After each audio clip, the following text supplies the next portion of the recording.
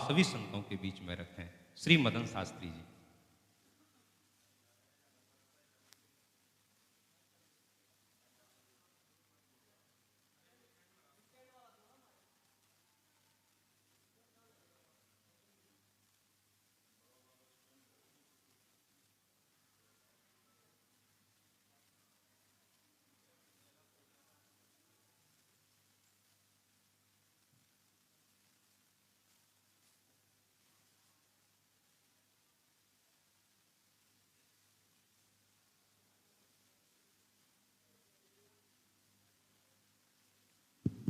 श्री राधे, श्री राधे, श्री राधे। बोल वृंदावन बिहारी लाल की। लक्ष्मीनाथ समारंभाम नाथयामुन मध्यमाम अस्मदाचार्य पर्यंताम वंदे गुरु परंपराम। मंच पर विराजमान आचार्यगण एवं विद्वत वरेण्य एवं हमारे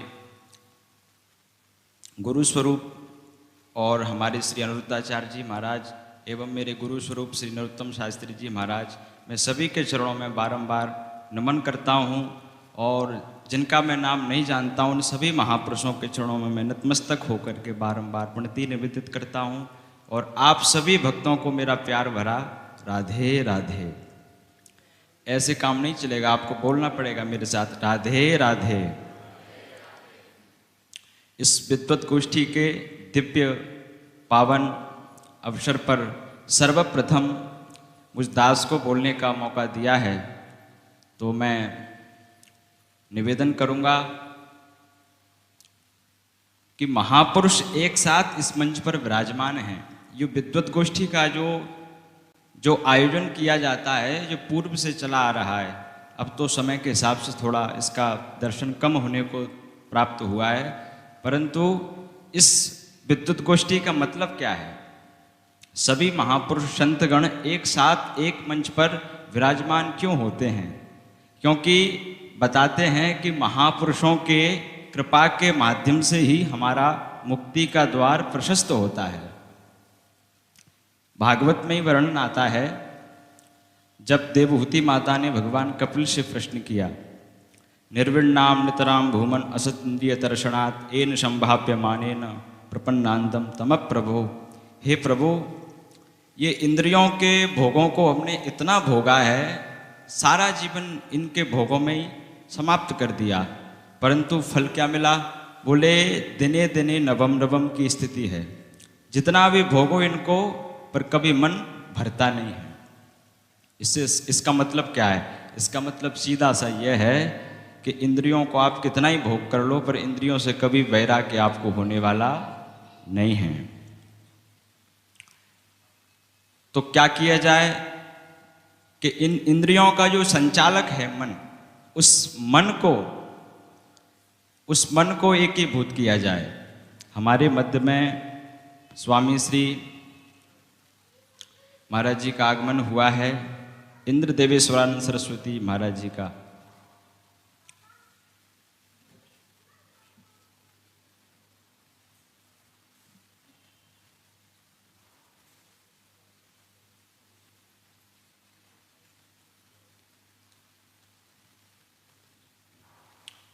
मैं निवेदन कर रहा हूँ आपसे, जरा मेरी ओर ध्यान रखें आप लोग। महापुरुषों का तो आनयन होता ही रहेगा, आप सब उनका भी स्वागत करें, और जो चल रहा है प्रवचन उस पर भी थोड़ा सा आप लोग ध्यान देते रहें। तो मैं निवेदन कर रहा था कि इंद्रियों का जो संचालक है मन, उसको आप संभालें, क्योंकि मन यदि विषयासक्त हो जाए व्यक्ति का तो पतन का कारक बन जाता है, और वही मन यदि बांके बिहारी में लग जाए तो वो उद्धार का कारक बन जाता है। इसीलिए मन को आप सर्वप्रथम संभालें। अब माता जी ने प्रश्न किया कि मन की तो आप बात कर रहे हैं, परंतु मन किस में लगाएं ये भी तो बताओ। तब कपिल भगवान ने बताया कि इस मन को आप संतों से जोड़ें, महापुरुषों से जोड़ें। आजकल समस्या तो ये है, माता ने कहा कि संत की परिभाषा क्या है, संत कहते किसे हैं, संत वास्तव में कौन है? क्या ऐश्वर्यशाली है, बड़े बड़े आश्रम बने हैं, क्या उनको संत कहते हैं? किसको संत कहते हैं? संत की क्या परिभाषा है? तब बताया, तितिक्षव कारुणिका सुहृद सर्वदेही नाम अजात शत्रव शांता साधव साधु भूषण। ये सारे लक्षण महापुरुषों के बताए। संत को लोग जादूगर हो, जिसके पास सिद्धि हो, उसको संत समझते हैं लोग। अरे ये सिद्धियों का महत्व तो संसार तक सीमित रहता है, ठाकुर जी पर तो भजन और भक्ति का प्रभाव जाता है। संत किसे कहते हैं? जो गन्ने को केला बना दे, आम को अमरूद बना दे, उसे संत नहीं कहते साहब। संत तो उसे कहते हैं जो दुष्ट को भी भक्त बना दे, उसको संत कहते हैं। तो ऐसे संत के आश्रय में हम जाएंगे तब मुक्ति होगी। और भागवत जी में ही आपको मैं और भी शास्त्रीय प्रमाण देता हूं। संत के मिलने से क्या होता है, ऋषभदेव जी अपने पुत्रों को बता रहे हैं। नायम देहो देह भायाम लोके कष्टान कामान रहते बिट पुजाम में तपोदिव्यम पुत्र कायेन सत्यम सुद्धे तस्मात् ब्रह्म सौख्यम तुरंतम। हे पुत्रो, जो देह भगवान ने हमको दिया है, इस देह का महत्व क्या है? इस देह का मतलब क्या है? विषयों में आसक्त होकर के तुच्छ सुखों को भोगना, इन विषयों, इस शरीर का महत्व नहीं है। इस शरीर का महत्व यह है कि हम भगवान से जुड़ जाएं, हमारी मुक्ति हो जाए। बोले प्रभु मुक्ति कैसे होगी, इसका क्या विधान है? तब बताया, सीधा सा सरल अर्थ बता दिया, बहुत लंबी बात नहीं की है। महत सेवाम द्वार माहु विमुक्ते। महज्जनों की सेवा, महज्जनों का आशीर्वाद प्राप्त हो जाए तो मुक्ति होने में कोई संदेह नहीं होता है।